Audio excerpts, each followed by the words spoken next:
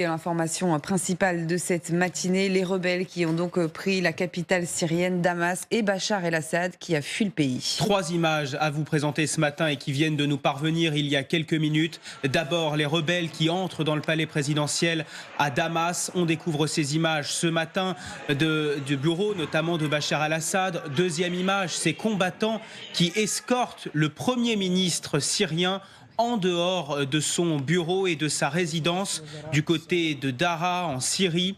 Il est escorté dans une voiture pour aller ensuite avec les rebelles. On découvre certains sont armés. Et regardez enfin cette image que l'on vous propose depuis quelques minutes. C'est celle de l'ambassade d'Iran à Damas, vandalisée là encore par des hommes armés. L'intérieur de l'ambassade a été en partie saccagé. Ces rebelles se sont exprimés à la télévision d'État dans la nuit. Ils annoncent avoir pris la capitale Damas et l'avoir libéré, je cite, du tyran Bachar el-Assad.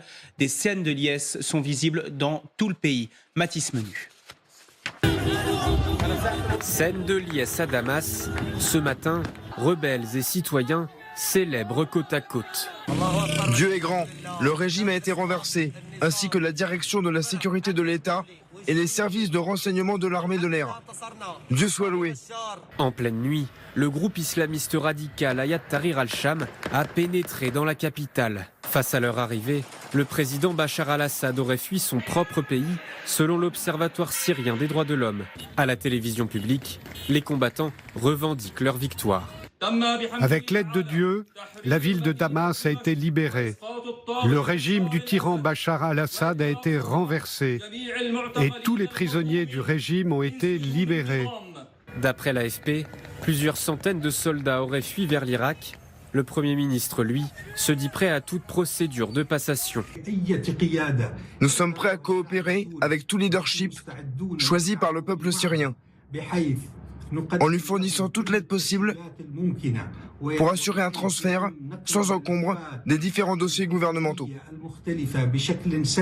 Le chef de la coalition rebelle appelle ses combattants à ne pas s'approcher des institutions publiques jusqu'à la passation officielle. Et direction la Syrie pour rejoindre nos envoyés spéciaux Gwendoline de Bono et Pierre Humé. On vous retrouve à Raqqa dans le nord-est du pays. Vous êtes la seule équipe française présente en Syrie. La chute du régime a donc été fulgurante et vous assistez depuis plusieurs heures maintenant à des scènes de liesse dans toute la ville. Absolument, dès les premières lueurs du jour, on a vu des centaines et des centaines de personnes descendre dans la rue. Comme vous le voyez, en ce moment même, des centaines de personnes qui se sont rassemblées sur la place derrière moi, qui sont venues pour célébrer cette fin du régime de Bachar el-Assad. Ce qu'on a entendu, c'est des gens crier, ça fait 50 ans et c'est fini. 50 ans, c'est une référence au règne du père de Bachar el-Assad et de son fils, de la dynastie des Assad. On sent une immense joie. Les Syriens se rassemblent pour fêter. Il y a un mélange de sidération, de joie, d'incrédulité. Ils ont besoin de réaliser ensemble comment croire qu'en un peu plus d'une semaine, ce régime s'effondre après cette révolution qui a commencé il y a 13 ans. On sent énormément d'espoir. Les Syriens nous disent maintenant tout est possible. Il est possible de construire une nouvelle Syrie, de construire un nouveau pays. Autre phrase que l'on a beaucoup entendue, c'est le peuple syrien est désormais uni. Tout le monde doit pouvoir vivre en Syrie en sécurité. Il y a une volonté des Syriens de voir les institutions préservées, de construire quelque chose de nouveau. Alors, bien évidemment, il y a beaucoup de questions ce matin, beaucoup d'incertitudes, mais pour l'instant, ici, en Syrie, on sent qu'on est avant tout dans la célébration.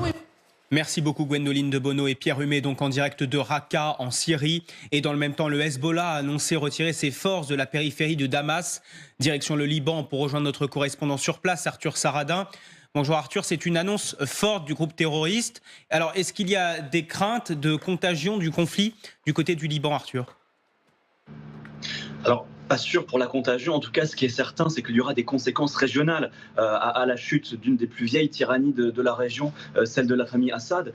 Évidemment, il va y avoir des conséquences sur le Hezbollah. Rappelons qu'ils étaient alliés, que beaucoup du trafic duquel dépendait le Hezbollah dépendait de la stabilité de ce régime, trafic d'armes, trafic de captagons, de drogue. Donc évidemment, ça aura des impacts sur le Liban.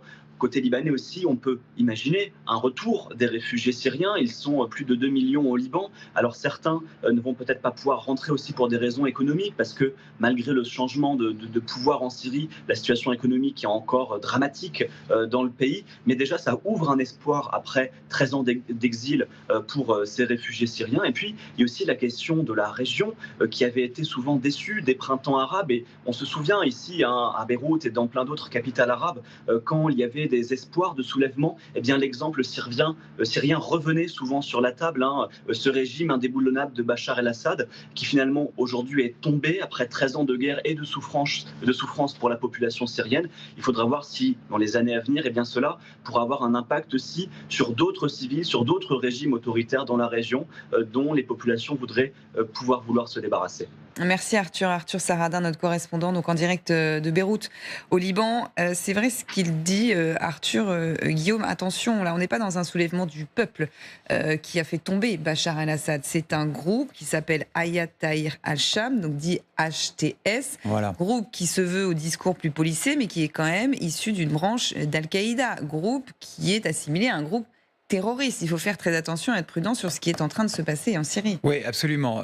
Et c'est surveillé comme le lait sur le feu par toutes les chancelleries occidentales, au premier rang desquelles Paris, qui regarde en fait cette situation avec beaucoup d'attention, parce que si la Syrie bascule dans le chaos généralisé, j'aimerais rappeler qu'il y a quand même des milliers de djihadistes qui sont enfermés dans les prisons syriennes, dont celle où se trouve notre envoyé spécial Gwendoline de Bono avec son coéquipier au nord de la Syrie. Et les Kurdes ont emprisonné donc des milliers de djihadistes qui avaient rejoint la Syrie et l'Irak au moment où l'État islamique régnait, vous vous souvenez, sur cette région-là, et semer la terreur à la fois en Irak et en Syrie, mais également sur le propre sol français, notre sol. Les attentats qu'on a connus le 7 janvier 2015, bientôt 10 ans, Charlie Hebdo plus l'hypercacher signé État islamique, évidemment le Bataclan, les terrasses et le Stade de France le 13 novembre 2015, ça rappelle d'extrêmement mauvais souvenirs. Nice en 2016, l'assassinat du père Hamel et beaucoup d'autres. Autant de gens qui étaient influencés par cet État islamique, lesquels États islamiques sont aujourd'hui ou dans les prisons syriennes et ou regroupés dans des cellules dormantes. Donc on regarde tout ça avec beaucoup d'inquiétude. Ce que je veux dire par là, c'est que au-delà, en effet, de ce groupe islamiste dont on verra quelle direction il prend, ou le djihadisme international, mais il semble avoir rompu, ou alors le pragmatisme, on voit quand même des scènes de liesse dans les rues de Damas, de Alep, de Homs. Oui, parce qu'il fallait faire tomber Bachar el-Assad. C'est bien ça, la fin d'une ère qui dure depuis 50 ans. En réalité, c'est l'intégralité de la population qui accompagne cette percée fulgurante qu'ont réalisé ces islamistes. Elle les accompagne parce que cette population, et c'est là que je termine, elle a été réprimée extrêmement violemment par Bachar el-Assad. Je rappelle que cette guerre civile qui a commencé en 2011, elle a entraîné la mort de 500 000 personnes et des millions de réfugiés au Liban, où se trouve Arthur Saradin, mais également en Turquie. En tout cas, les cartes sont rebattues clairement dans la région, et la stabilité, justement, je dis instabilité parce qu'on en est là. On voit ces images, on avait des images ce matin à Istanbul, en Turquie, donc la Turquie qui soutient ce groupe de rebelles, des scènes de liesse là aussi, parce qu'il y a beaucoup de réfugiés syriens dans ce pays. Ces groupes sont soutenus donc par la Turquie, et en même temps il y a ces images de l'ambassade de l'Iran à Damas qui est complètement vandalisée parce que Bachar el-Assad, lui, était soutenu par l'Iran, par le Hezbollah libanais, par la Russie qui est en train peut-être de reculer, même si elle va peut-être accueillir, on ne sait pas encore, Bachar el-Assad, parce qu'on se demande aussi ce matin où il est. Ça rabat les cartes totalement sur la région. Ça rabat totalement les cartes. Bon, pour essayer de faire simple ce qui est complexe, ça me rappelle d'ailleurs la formule du général de Gaulle, je volais vers l'Orient compliqué avec des idées simples. Bon, toutes les cartes de la région sont rebattues, et en réalité elles sont rebattues depuis le 7 octobre dernier. Ça a véritablement bousculé, mais dans des proportions qui sont incroyablissime, l'ensemble de la région, donc le Proche et le Moyen-Orient pour commencer. En gros, le régime de Bachar el-Assad, il était soutenu par deux acteurs principaux. La Russie dont vous avez parlé, qui semble quitter le théâtre d'opération, qui a accueilli visiblement, d'après ce que M. Trump dit, le dictateur, le tyran Bachar el-Assad sur l'une de ses deux bases, ou à l'attaquer au nord-ouest ou à Tartous, pour se préparer à l'exfiltrer vers Moscou. Ça, c'est le premier point. Mais il y a surtout l'Iran qui regarde ça également comme le lait sur le feu. On a vu l'image de l'ambassade d'Iran à Damas, complètement vandalisé. Ouais. Pourquoi ? Parce que Bachar al-Assad, il était soutenu par Téhéran. La Syrie, elle est au carrefour de ce qu'on appelle l'arc chiite, qui part de Téhéran et qui allait jusqu'au sud du Liban via le Hezbollah pour menacer notamment Israël. Le Hezbollah, c'était le bras armé de Téhéran. Pour qu'il s'arme, ce Hezbollah, il fallait bien que les missiles et les munitions transitent quelque part. C'est la Syrie de Bachar el-Assad qui offrait ce hub, comme on dit en anglais, mais ce point de rencontre et de contact qui permettait sur son sol de faire transiter un certain nombre d'armes. Là, ce que voient les Iraniens, c'est le Hezbollah qui a été matraqué pendant 2 mois par Israël et qui a été très largement affaibli au Liban.